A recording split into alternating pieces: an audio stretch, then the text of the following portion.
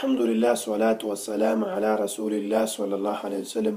ورانه محترم ورونو، موضوع چې خبرې به پیو کو هغه د تکفیر، مسلمان ته کافر ویل. مسلمان ته کافر ویل ډیره خطرناکه خبر ده. رسول الله صلی الله علیه وسلم وایي چې اذا کفر الرجل اخاه فقد باع به احدهما. کله چې یو کس خپل مسلمان ورور ته کافر ویلی نو دې کې به دواړو کې به یو کافری. دا خطرناک خبر ده چې ته به یا کافر یا هغه ته بل ته کفر نسبت کې. خوارج په دې باندې رسول الله صلی الله علیه وسلم ډېر ځمې بیان کړی چې هغوی مسلمانانو ته کافر ویلي. خطرناک خبر دی، نه بس سړی اجتناب وکړي.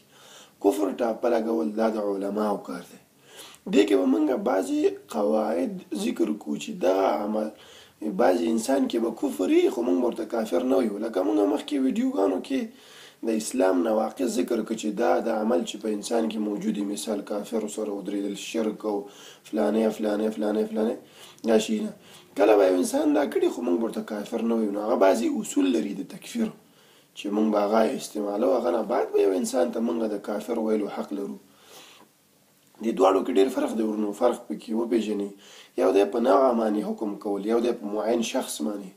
مثال اوس موږ وایو چې چا چې کافرو سره کار وکړو، دا کفارو سره کافر حربي هغه سره کومک او استعانت یې سره وکړو، دا کافر دی. نو آیا احمد محمود دا کار کړی کافر دی؟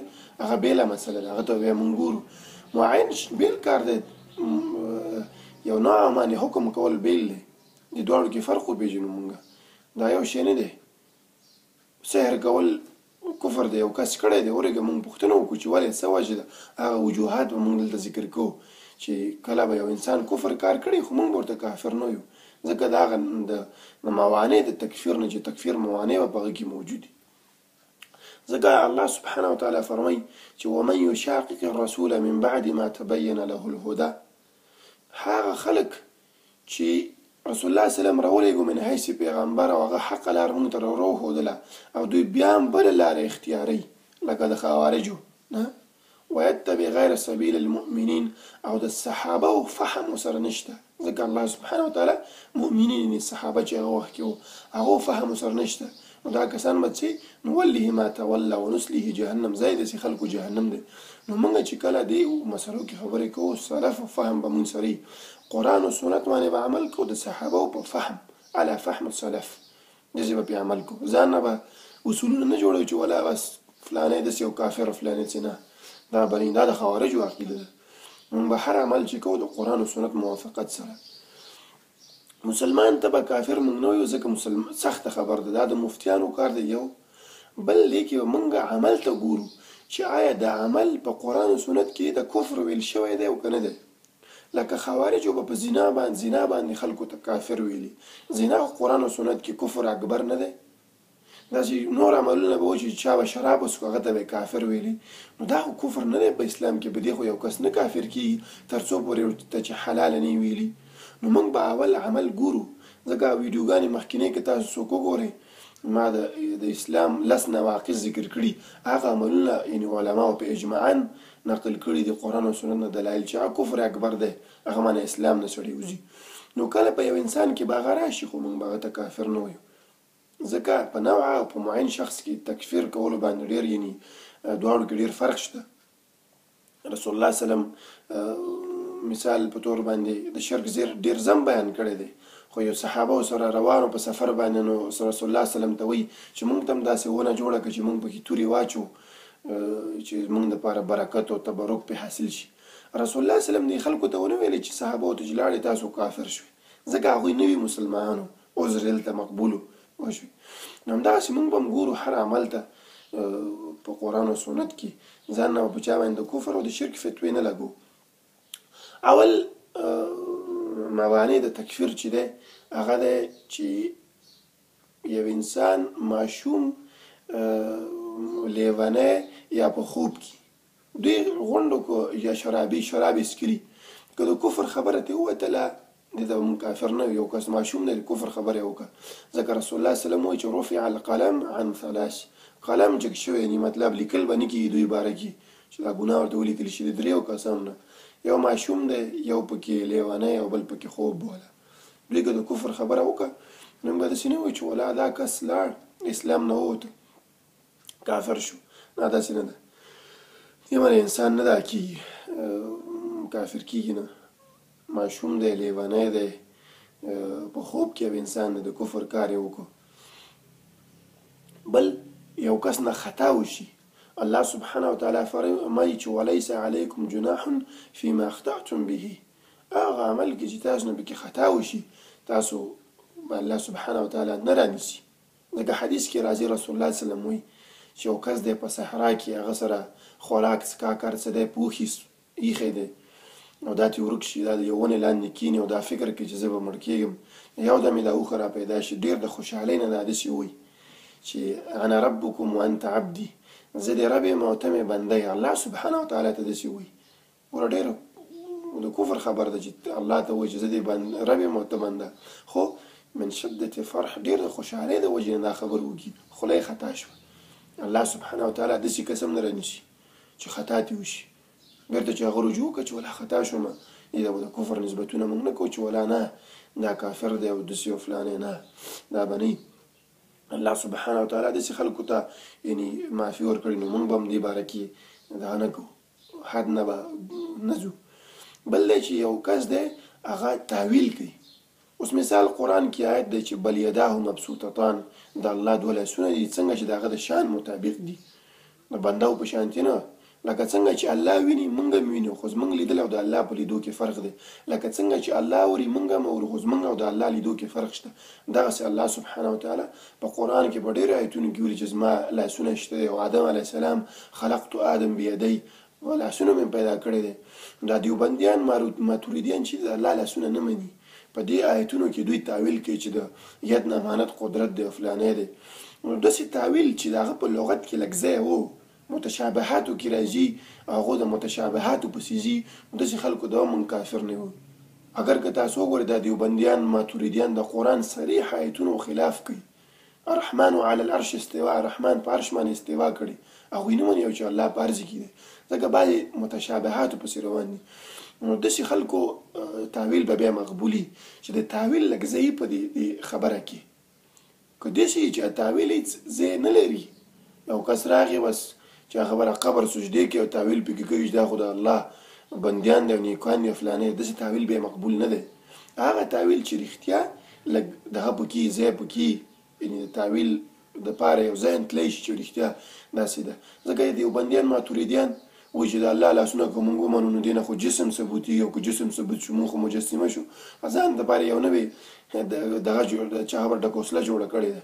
الله ته اول جسم ثبوت کی، هغه نه بعد پرې رد وکړي. هلکه جسم ولې ثبوت یې؟ مې ثبوت وکړه کوم صفت چې په قرآن او سنت کې راغلی، لکه څنګه چې ته د الله اورېدل منې، خو دغسې دا بل صفت یې مو منه، لیس کمثله شی، د الله په شان دی نه دی. نو څوک چې تاویل کوي، یو صحابي و هغه به د قرآني آیت تاویل کوه، نو شراب به یې څښه، هغه ویل چې نه دې داسې معنی نه ده. نو صحابه هغه تکفیر ونه کړو، اهل تاویل هغه به معافي چې تاویل پکې ځي. ځینې چې د شیعهګانو تاویل شي 12 امامان زموږ د الله درجې د فلانې او د داسې تاویلونه نه، هغه تاویل چې رښتیا کوم ځای پکې. بل چې جهل، یو انسان جاهلي، الله سبحانه وتعالی وایي چې وما كنا معذبین حتى نبعث رسولا، نه پوهېږي یو کس هغه د عذاب نه ورکوي. یو کس ته دین نه دی رسېدلی په صحیح طریقې سره، هغه نه دی پوه، هغه به الله سبحانه وتعالی معاف کوي، الا چې د جهل لرې کولو اسباب موجود نه وي. داسې نه چې ته په یو ملک کې اوسېږي، هلته د اهل حدیثو د قرآن او سنت دعوتونه شروع وي، او ته چې هغه سهار ماښام دوکان ته ځې، په دې باندې پوهېږي چې ټماټر کیلو دلته په 15 دی، هغه دوکان کې په 10 دی، راځه هلته یې اخلم، او په کاروبار کې دې ښه مازغه لګولي، خو دین ته چې راشي نه زه جاهل یم، داسې جاهلت نه دی مقبول. ته په دنیا کې پی ایچ ډیانې او ډګریانې کې کالج ته ځي، دین ته راشه مونځ هم څه نشي کولی، هغه باره کې فکر نه کوي چې الله او رسول داسې مونځ کړی، نه، داسې جهل بیا الله سبحانه وتعالی په نزد مقبول نه دی. هغه جهل چې اوس دفع کېدلی نشي، یو کس لیونی دی، یو کس کونډ دی، یو کس ړوند دی، د دفع مشکله ده. یو کس دی چې داسې ځای کې اوسېږي صحرا کې چې هلته قرآن او سنت دعوت نه دی رسېدلی، که جاهل یې داسې کس، دا بیا عند الله معاف دی. یا په یو مسله کې دا خطا شو، جاهل شو په یو مسله کې. مثال دې دا چې بخاري کې حدیث راځي، یو کس هغه زامنو ته ویل چې زه کله مړ شم زما بدن راواخلئ ویې سوځئ، دا یېرې په دریاب کې دا کوي خوشي کوي. زامنو دا کار وکړو، الله سبحانه وتعالی چې کله کس ورغی نو ولې دا کار وکړو؟ والله ستا نه وېرېدلم. دا عمل د انسان کفر دی، ځکه د الله سبحانه وتعالی قدرت نه انکاري و چې هغه به د زما بدن ایرونه ما بیرته را جوړ کړي. خو انسان جاهل و. په یوه مسله دوه مسلو کې انسان خطا شي جهالت مقبول دی. خو که د دین د ضروریاتو نه دا کس په جهالت کې ځان واچي، 5 وخته مونځ د هر چاته معلوم دی، اجماع دا وایي چې نشته، روژې نه انکاري، د الله سبحانه وتعالی نه کومک غوښتل، دا وایي چې نه بوتان او قبرونه به یم غواړم، یا رسول الله مدد. دا د ضروریات د دین نه دی. دین چې یو کس نه خبرې د دې عذر نه دی مقبول، ځکه چې ستا دا نه دی زده. نو بیا خو عیسایان او کرسچن د یهودیانو بیا عذر باید مقبول شي، هغوی ته خپل پادریان دي او فلانې او داسې خبرې ورته کوي، نو هغه بیا مقبول نه دی. هغه به مونږ هغه عذر چې دفع مشکله وي، دا داسې ځای کې اوسېږي چې هلته د قرآن او سنت دعوت نه وي روان، قرآن او سنت هلته نه وي رسېدلی، نو هغه عذر به یې مقبول وي الله سبحانه وتعالی په نظ باندې. دا جهالت دی. بل دی یو کس باندې چې اکراه وشي، زور پې وشي. مثال یو ځای کې کفارو نیولی دی او دې ته وایي چې ته د کفر کلمې ووایه، رسول الله صلی الله علیه وسلم پسې کنځلې وکړه، فلانې وکړه او دې د کفر کارونه وکړه، دا کس په دې باندې نه کافر کېږي. الله سبحانه وتعالی فرمایي چې من اکره وقلبه مطمئن بالایمان، کوم کس باندې چې زور وشي او د زړه په ایمان باندې مطمئن دا کس مسلمان دی. عمار بن یاسر رضی الله عنه سره دا کار وشو او وی ویلي چې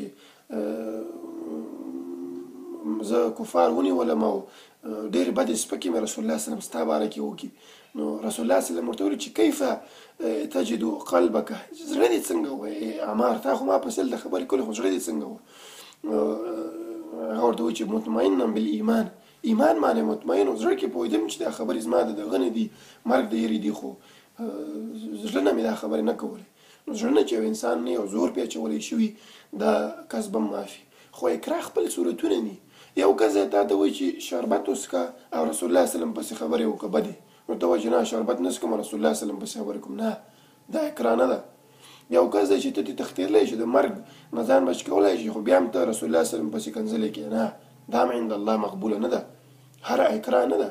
اکراه هغه چې تا د یو طرف ته وایي چې مرګ دې دی او بل طرف ته درته وایي چې بس دا ووایه، مرګ نه بچېدل نشته بله لاره او دا ووایه. نو که دې وخت کې یو انسان دا خبره وکړه نو عند الله دا انسان به معافي، انسان ته به الله معافي ورکړي. نو دا د تکفیر بعضې دغه یعنی صورتونه وو چې دې ته انسان باید فکر وکړي. هر کس په دې باندې نه کافر کېږي. او ما مخکې قاعده بیانه کړه چې یو نوع باندې حکم کول دي، بل په معین شخص باندې موږ تکفیر نه کوو تر څو پورې چې اتمام د حجت پې ونیسي. یو کس دی لکه مثال دا مثال بیان که هغه ته تا وویلې چې هلکه دا کار ته کوې دا کفر دی، کفارو سره مه ودرېږه، امریکنو سره، هغه ستا خبرو نه مني. دې کې یو بله فکر زه یو بله جمله زه دا کول غواړم. یو داسې دی چې یو انسان ستا خبره ونه مني، هغه فکر کوي چې دا کس عالم نه دی، بې علمه دی، دا هم زما په شان دې خبرې کوي، دا اتمام د حجت نه دی. ته به هغه ته دلایل صحیح طریقې سره د عالم په واسطه باندې بیان کړي، نو که بیا هم هغه نه مني نو بیا به دا کس یعنی معاف نه عند الله. خو که یو عامي کس ورشي چې خپل علم هغه سره نشته او بل ته وایي چې دا فلانۍ خبره داسې هغه یې ورسره ونه مني او دا وایي چې لاړ هغه کافر شو ځکه چې زما خبره یې ونه منله، هلکه هغه به تا سره بغض وي، هغه به وایي چې دې کس سره علم نشته، زما په شان یې 2-3 ټکي زده دی. نه، دا به علماو کاري چې یو عالم انسان ورشي د هغه په اعتمادي چې ورته وایي چې دا مسله فلانۍ داسې ده علمي انداز کې، او بیا هم که هغه ضد او عناد کوي بس دا کس به بیا کافر دی، دې به دا خبره یعنی نه منل کېږي. نو انشاءالله دغه موانع ځان سره یاد وساتئ. ما مخکې ویلي چې ماشوم شي، لیونی دی، خوب کې یو انسان کار وکړي، چا پې زور وکړو، جهالت دی، خولۍ خطا شوه، تاویل کوي، تاویلونه څوک کوي، هر تاویل نه، ما مخکې بیان وکړو چې هر تاویل نه دی مقبول، خو تاویل که لږ ځای پکې ولري دا به عند الله مقبول وي. نو انشاءالله دې مسلو کې چا ته رجوع وکړئ، علماو ته، ځان نه به دغه نه جوړوئ.